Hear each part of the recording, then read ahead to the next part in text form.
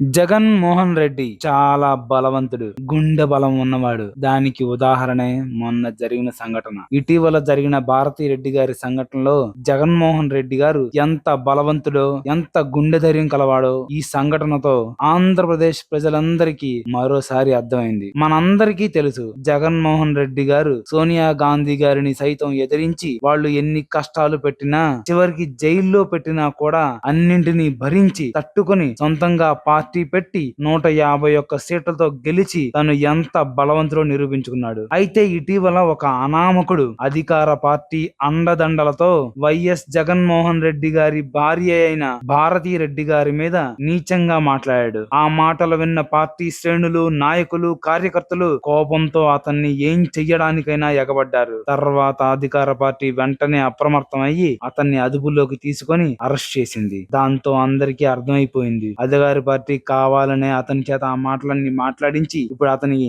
ఏమీ జరగకుండా కొమ్ము కాస్తుందని చెప్పి. అయినా అతన్ని అరెస్ట్ చేయడంతో కొంతవరకు గొడవ అయితే సద్దుమణిగింది. కానీ ఈ విషయంలో జగన్మోహన్ రెడ్డి గారు మాత్రం సంయమనం కోల్పోకుండా గుండె నిబ్బరంతో చాలా హుందాగా వ్యవహరించారు. అంతేకాదు, కోపంతో అధికార పక్షం మీద విరుచుకుపడలేదు. ఇది చూసిన ప్రతి ఒక్కరూ జగన్మోహన్ రెడ్డి గారు చాలా బలవంతుడు, గుండె నిబ్బరం కలవాడు, పైగా నిజమైన నాయకుడు అని మరోసారి రుజువైందని చెప్పుకుంటున్నారు. అలా కాకుండా ఆయన ఆ వ్యాఖ్యలను సీరియస్ గా తీసుకొని కార్యకర్తలు, పార్టీ నాయకులతో కలిసి అధికార పార్టీపై యుద్ధానికి దిగితే రాష్ట్రం రావణ కష్టంగా మారేది. కానీ అలా కాకుండా చాలా గొప్ప మనసుతో సంయమనం పాటించి ఆయనేంటో నిలబెట్టుకున్నారు. ఒకవేళ ఆయనే గనక తిరగబడితే ఈ రాష్ట్రం వేరేలా ఉండేది. మీరే చూసుకోండి, చంద్రబాబు నాయుడు గారు ఇంతకు ముందు భువనేశ్వరి గారిని ఇలాగే అంటే మీడియా ముందుకు వచ్చి పిరికివాడిలా ఏడ్చారు. అది చంద్రబాబు గారి స్థాయి. ఆయన అలా ఏవడానికి చాలా కారణాలు ఉన్నాయి. ఒకటి ఆయన బాధ అయితే, ఇంకోటి పిరికితనం అయితే,